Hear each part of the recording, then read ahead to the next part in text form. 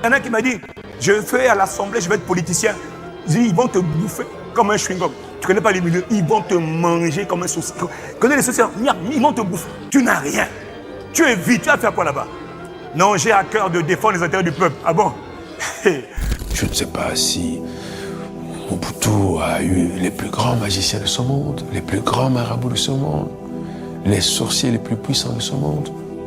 Les magiciens, je les ai vus personnellement. Je les ai vus boire un verre de sang humain pour son pouvoir, pour sa force, pour son autorité. C'est incroyable. Nous sommes dans un monde de guerre où il y a des forces maléfiques qu'on appelle les forces du mal, les puissances du mal. Et Ephésiens 6 les catégorise.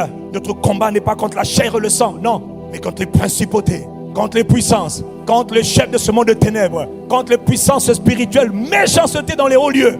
Il y a toute une organisation maléfique créée pour détruire la race humaine. Depuis le 2e ciel jusqu'à la terre, jusque dans les eaux. Qu'est-ce que tu crois? Trop de méchanceté sur la terre. Et une fois par an, je dirais chaque fois des drames dans la famille. Ça a été des enfants du président, mais il y a eu des proches. Il y a eu le frère du président.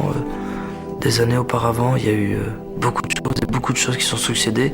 Et même moi qui n'étais pas près de ces choses et qui n'y croyais pas au départ, ça demande quelques interrogations et ça fait même un peu peur. Les gens qui criaient à l'enterrement de mon beau-frère en disant arrêtez de user de cette magie noire et de cette sorcellerie.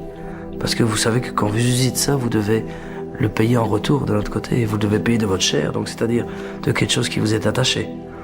Et les gens veulent donner cette connotation et cette explication au pays, c'est-à-dire le Zaïrois de la rue disait vous touchez tellement gris à la sorcellerie et à la magie noire que vous payez de la mort de vos propres enfants et de votre entourage. Ça fait très peur. Satan est un assassin, c'est un tueur, c'est un voleur, c'est un destructeur. C'est Jésus qui a dit.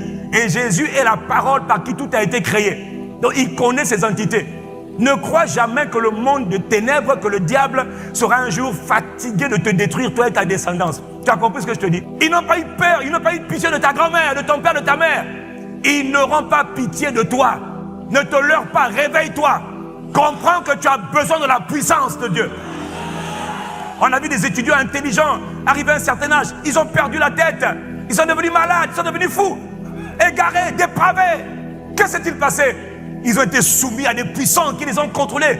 Ces puissances ont contrôlé leurs parents avant. Non, ça ne doit pas t'arriver.